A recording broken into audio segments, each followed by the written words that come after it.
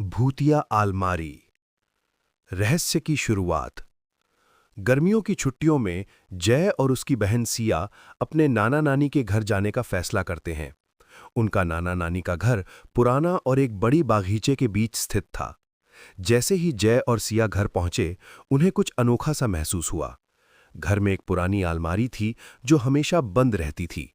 नाना हमेशा कहते थे, उस आलमारी को मत छुओ। एक शाम जब नाना नानी सो गए, जय ने सोचा कि क्यों न आलमारी की जांच की जाए। सिया ने उसे मना किया, लेकिन जय की जिज्ञासा ने उसे रोक नहीं पाया। जैसे ही उसने आलमारी के दरवाजा खोला, एक पुराना खजाना मिला। पुरानी किताबें, मणि और कुछ अजीब तस्वीरें। लेकिन एक तस्वीर उनकी नसों में खौफ भर गई।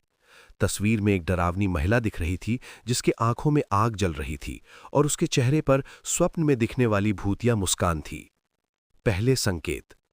अगले दिन सिया को बुखार हो गया। वो बिस्तर पर लेटी रही और उसे अजीब सपने आने लगे। वो सपने उस डरावनी महिला के थे। जय ने सोचा कि ये सब आलमारी के कारण हो रहा है।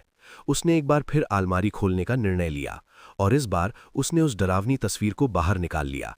जैसे ही उसने तस्वीर को छुआ, उसके हाथ में झंझनाहट महसूस हुई। जय ने भी सपनों में वही महिला देखी। वो और अधिक डरावनी लग रही थी और उसकी आवाज कानों में गूंज रही थी, तुमने मुझे जगाया है, अब तुम्हें इसके परिणाम भुगतने होंगे। भयानक घटनाएं। दिन बीतने लगे और डरावनी घटनाएं बढ़ने लगीं। घर में एक अजीब सी आवाजें सुनाई देने लगीं। सिया की हालत बिगड़ती जा रही थी। उसे हर रात वही सपना आता, जिसमें वो महिला उसे अपने पास बुलाती और कहती, तुम्हें मुझे मुक्त करना होगा। एक रात जय ने सोचा कि सिया को आलमारी के पास ले जाकर शायद वो ठीक हो जाए। लेकिन जैसे ही वे वहां पहुंचे, आलमारी का दरवाजा अपने आप खुल गया और एक ठंडी हवा ने उनके चेहरे को झकझोर दिया। उन दोनों ने देखा कि आलमारी के भीतर से एक धुंधली छाया बाहर आ रही थी। सच्चाई का सामना।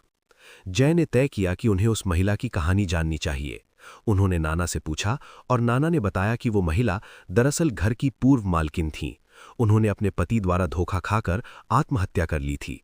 उनकी आत्मा हमेशा से इस आलमारी में बंद थी और वो अपनी बदले की तलाश में थी।